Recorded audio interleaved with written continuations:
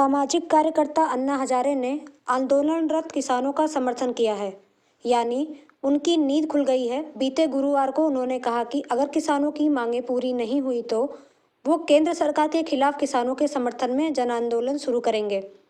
43 साल के बुजुर्ग अन्ना हजारे ने कहा, लोकपाल आंदोलन ने तत्कालीन कांग्रेस सरकार को हिला दिया था। मैं किसानों के विरोध प्रदर्शनों को उसी तर्ज पर देखता हूँ। भारत बंद के दिन मैंने अपने गांव रालगेन सिद्धि में एक संगठन का आयोजन किया था। मैंने किसानों के समर्थन में एक दिन का उपवास भी किया था। अन्ना ने कहा, अगर सरकार किसानों की मांगों को नहीं मानती है तो मैं एक बार फिर जन आंदोलन के लिए बैठूंगा, जो लोकपाल आंदोलन के समान होगा। 3 नए कृषि कानूनों के खिलाफ पिछले कुछ महीनों से हजारों किसान आंदोलन कर रहे हैं और उन कानूनों को वापस लेने की मांग केंद्र सरकार से कर रहे हैं। किसानों को डर है कि नए कानून की आड़ में निजी क्षेत्र द्वारा उनकी फसलों को कम कीमत पर खरीदा जा सकता है। इसके अलावा न्यूनतम समर्थन मूल्य से भी किसानों को वंचित किया जा सकता है। कृषि प्रधान भारत देश में किसानों का प्रश्न है, पवित्र प्रश्न है।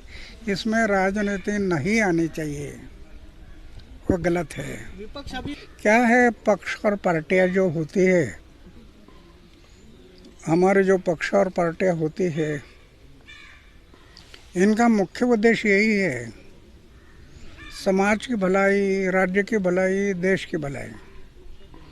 अगर वह समाज की, राज्य की, देश की भलाई को देखते हुए करते हैं तो अच्छी बात है,